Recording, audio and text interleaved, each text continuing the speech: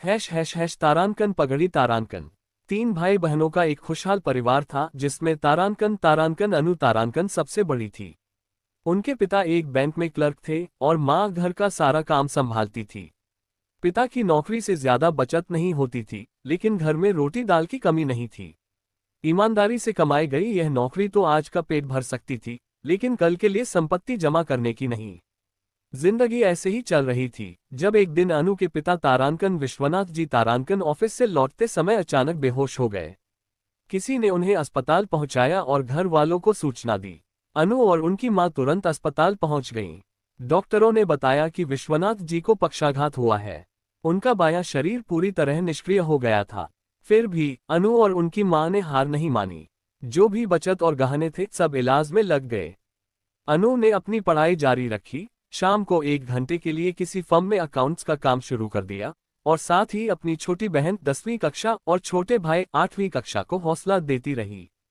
कुछ समय बाद जब विश्वनाथ जी की हालत में कोई सुधार नहीं दिखा तो उन्हें घर ले आया गया। तब से रिश्तेदारों का तांता लग गया।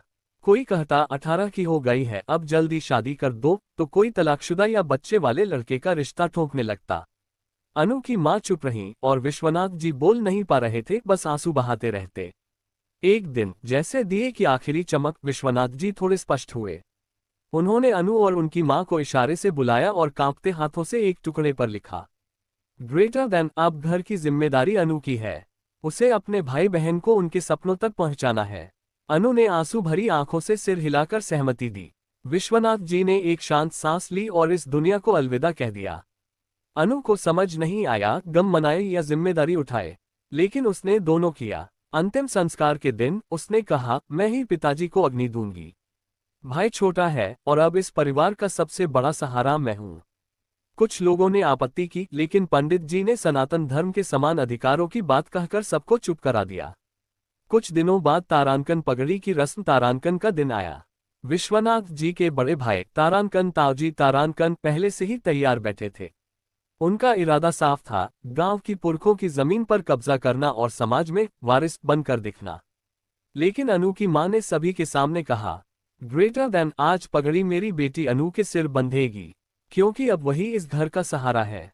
ताऊजी और कुछ रिश्तेदारों ने विरोध किया तो अनु बोली, ग्रेटर देन। पगड़ी स्त्री पुरुष का भेद नहीं देखती। हमने उसे पुरुषवादी समाज में ढाल लिया है। पिताजी के जाने के बाद मां घर की मुखिया है, लेकिन भरण पोषण की जिम्मेदारी मैं ले रही हूं।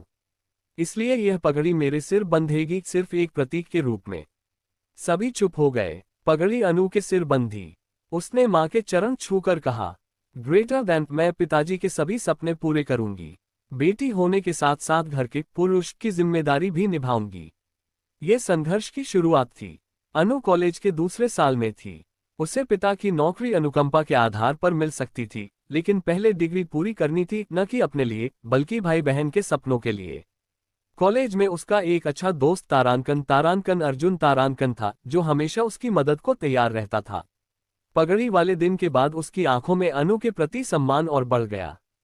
अर्जुन के पिता एक वकील थे। उन्होंने अनु को अपनी लॉ फर्म में पार्ट टाइम काम दिया।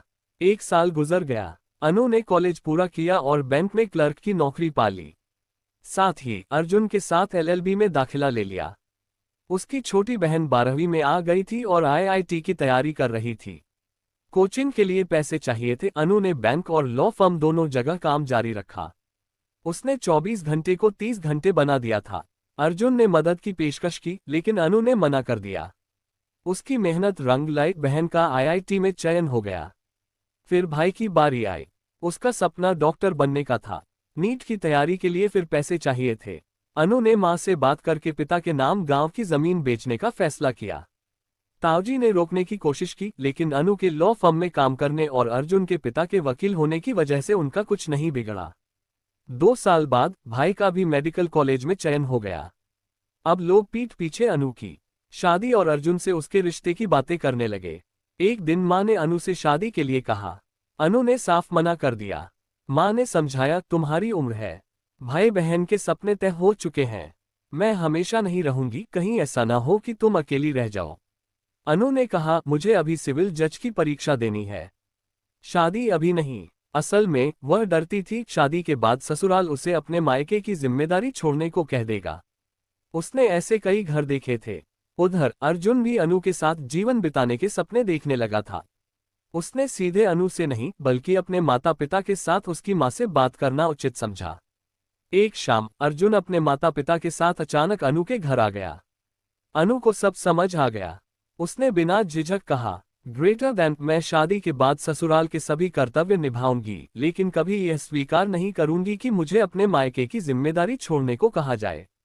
अर्जुन की मां मुस्कुराई, ग्रेटर दैन बेटा, मैं तुम्हें बचपन से जानती हूँ।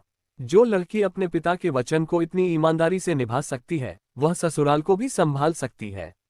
माहौल थोड़ा गंभीर हो गया तो अर्जुन हंसते हुए बोला, ग्रेटर दैन चिंता मत करो, तुम आज भी अपने घर के पुरुष हो और कल भी रहोगी। मैं तो भगवान अर्धनारीश्वर का बड़ा भक्त हूँ, जहाँ स्त्री और पुरुष एक हैं। सब हंस पड़े। हंसी मजाक के बीच ये तय हुआ कि तारांकन सिविल जज की परीक्षा के बाद शादी होगी। तारांकन अर्जुन ने यह भी स्पष्ट किया कि दोनों परिवारों के प्रति उनका दायित्व समान होगा, कोई रोक टोक नहीं बल्कि सम्मान और सहयोग। अनु ने अपने सिर की पगड़ी का मान बनाए रखा, बेटी होने के साथ साथ घर के सहारे की भूमिका भी निभाए, और किस्मत ने भी उसका साथ दिया। योजक चिन्ह योजक चिन्ह योजक चिन्ह # तारांकन संदेश। तारांकन आज के युग में स्त्री और पुरुष की भूमिकाएं बंधी हुई छवियां नहीं हैं। जब जरूरत पड़ती है तो एक स्त्री पुरुष की भूमिका भी निभा सकती है, और वह भी पूरे गौरव के साथ। हमारे भगवान तो अर्धनारीश्वर के रूप में ही सिखाते हैं कि स्त्री और पुरुष एक दूसरे के पूरक हैं, न कि प्रतिद्वंद्वी।